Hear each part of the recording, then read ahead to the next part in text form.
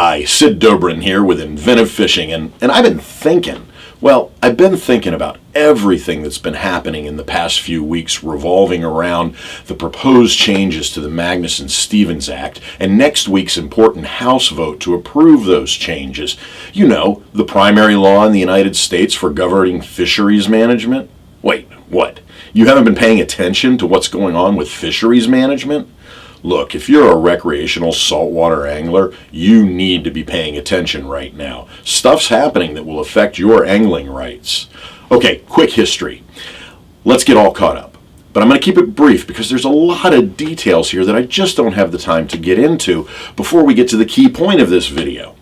First, the Magnuson-Stevens Act, named for former Senator Warren G. Magnuson of Washington State and former Senator Ted Stevens of Alaska, was originally known as the Fishery Conservation Management Act of 1976.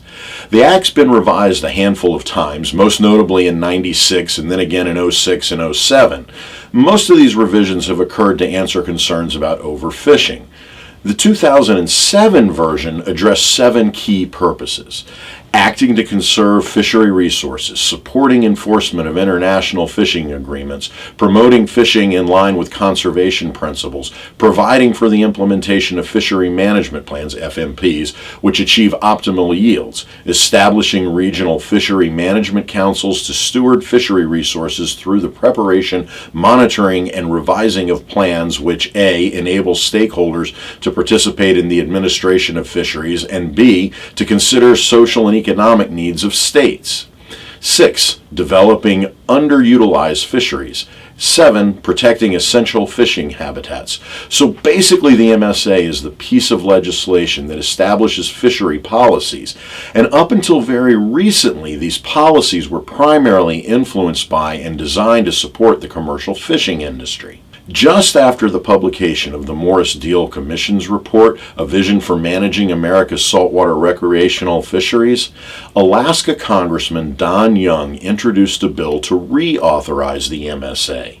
Young's revision to the law was designed to provide increased flexibility for the 8 regional management councils in developing policies, in part in response to calls to remove red snapper management oversight from the Gulf of Mexico Fishery Management Council, the GMFMC, and grant management rights to individual Gulf states.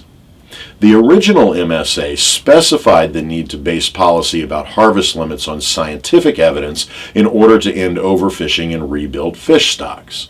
The new versions permits the councils to consider local circumstances, such as a community's economic situation, when establishing harvest limits, such as in the case of Gulf red snapper. The added flexibility also encourages gathering further scientific data in regions where data is lacking. So on April 30th this year, the U.S. House of Representatives Committee on Natural Resources approved Young's bill, HR1335, in a divided roll call vote of 21 yeas and 14 nays. And this acknowledged the priorities of the recreational fishing community as articulated in the Morris-Deal Commission report. The day following the bill's passing to the full House, the American Sport Fishing Association issued a statement applauding the move of the bill to the full House as a sign of the influence of saltwater recreational fishing community, and that it was finally having some say in fishery management laws. The ASA identified the influence of the Morris-Deal Commission report on the proposed MSA revisions. But then, the Executive Office of the President of the United States Office of Management and Budget issued a statement of administration policy responding to the proposed MSA revisions. The statement urges Congress to vote down the H.R. 1335 revisions. The statement concludes adamantly, if the President were presented with H.R. 1335, his senior advisors would recommend that he veto the bill. On May 21st, House Resolution 274 for providing for consideration of the bill H.R. 1335 to amend the Magnuson-Stevens Fishery Conservation and Management Act to provide flexibility for fishery managers and stability for fishermen and for other purposes was approved by the House of Representatives in a vote of 237 yea votes to 174 no votes. and this moved the revisions one step closer to approval.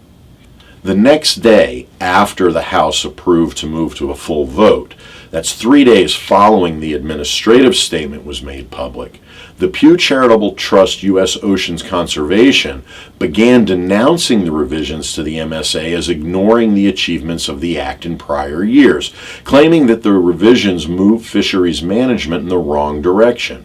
An official statement from Pew decried Congress should reject this legislation and instead support provisions that protect the nation's fish populations and the millions of Americans who depend on them. So here we are with HR 1335, the proposed revisions to the MSA, waiting for 114th Congress House of Representatives review and full vote next week. And I can't help but think how important these revisions are going to be. Okay, look, the new MSA version is far from perfect. Policies rarely are. But for the first time, the proposed amendments take into account recreational saltwater fishing interests in addition to the commercial influences that have for so long driven fisheries management policy in this country. Look, the MSA needs further revision, and it's likely that when it hits the House floor for review and vote, that more revisions will be proposed. But what's at stake here is this historic moment when recreational fishing will have influence on national marine fisheries policies. So here's my call. We all need to contact our representatives and encourage them to support H.R. 1335 and to use the Morris-Steele Commission report as the guiding marker for revisions to the Magnuson-Stevens Act. You need to locate your representative? Then just use this link on the screen, www.house.gov/representatives/find/. Enter your zip code and your representative's information, including email, will pop up on the screen. Simply email your representative and say, I am one of the 11 million recreational saltwater anglers in the United States, and I vote in your district, and I urge you to vote yes for H.R. 1335. But the crucial thing here is that you add your voice to those of us supporting H.R. 1335 and the importance of recreational saltwater fishing. Fish on.